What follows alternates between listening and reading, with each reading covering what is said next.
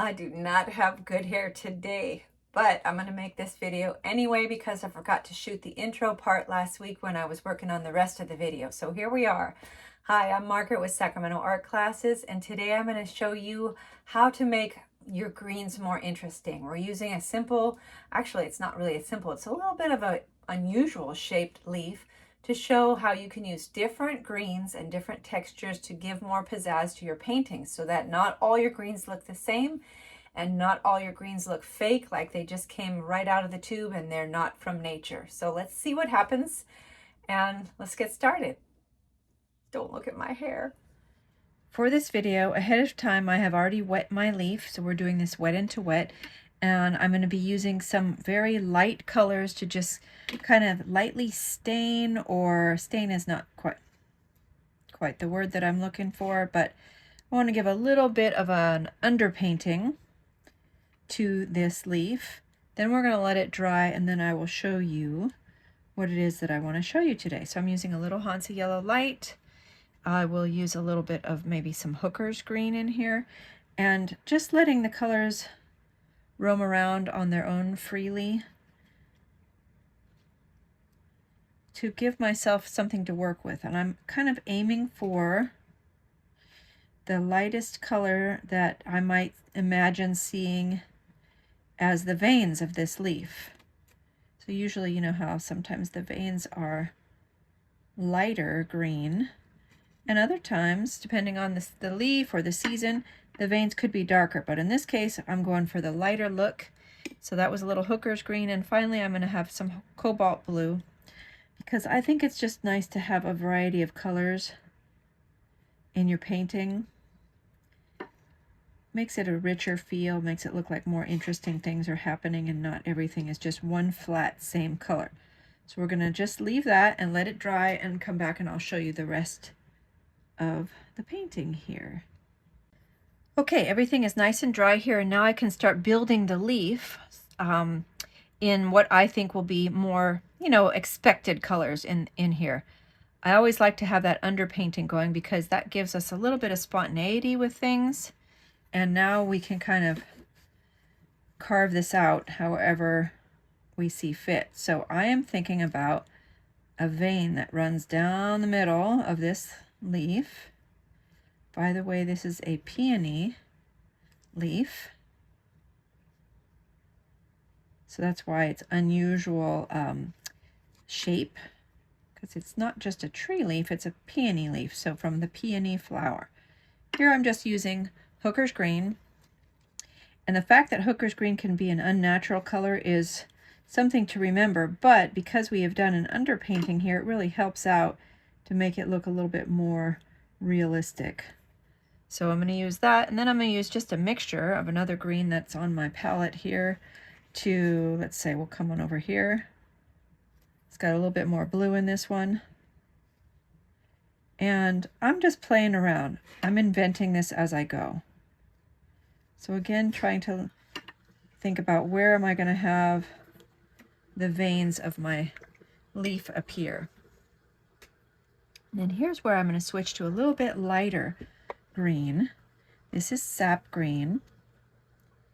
And I'm going to start up at the point.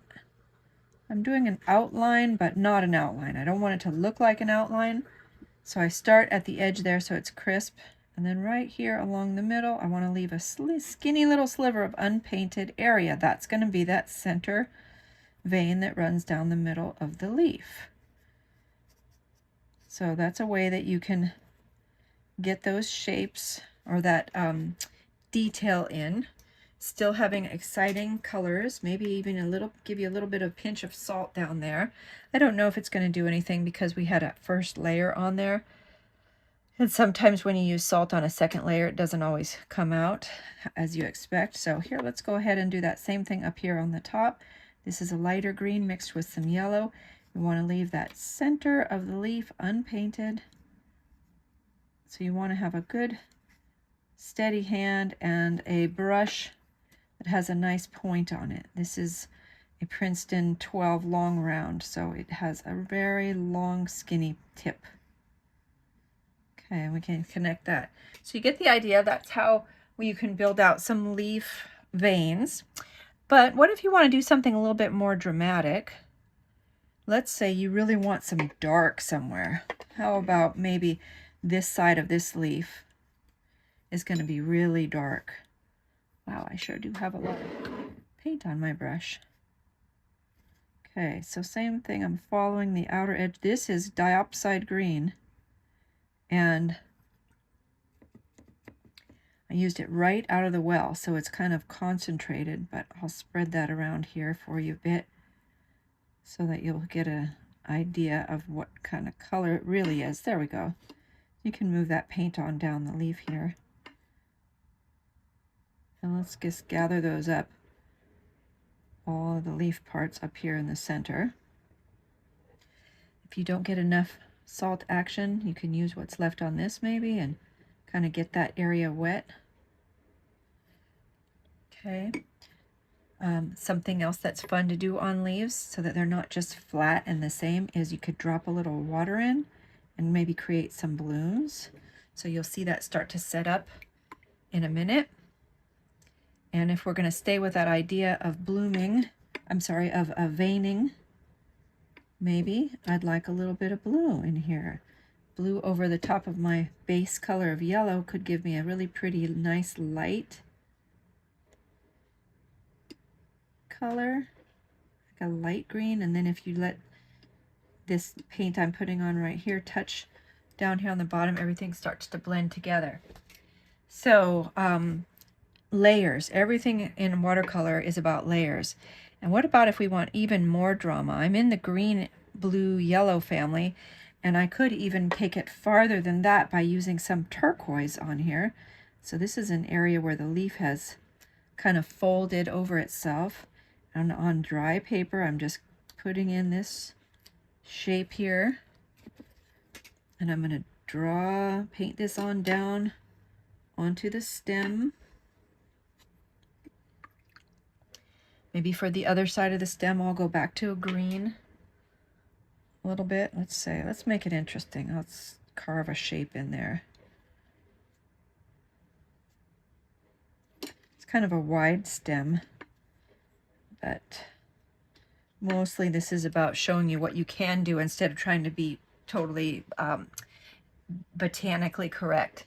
So just to speed things up here on this last part, how about we go on ahead and do something a little bit looser. It's going to look the same at the beginning, so I'm using my turquoise. I'm going to bring that on down in here, but instead of being so careful to leave that vein down the center, I'm going to carry this across with just water on my brush.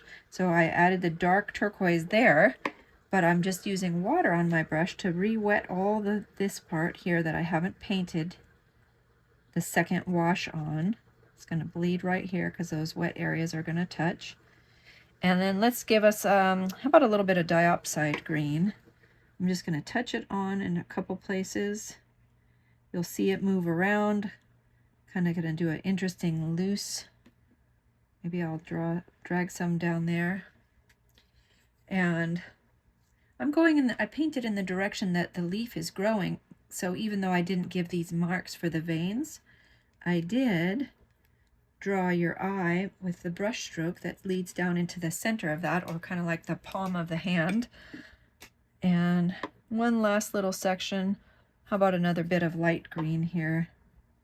So you can do anything you like with your leaves. You can be as tight and as close to realistic as you want, or you can have a little fun and bring some color and some salty texture in there and leave space for the veins. Let's get one last little bit of turquoise back in here.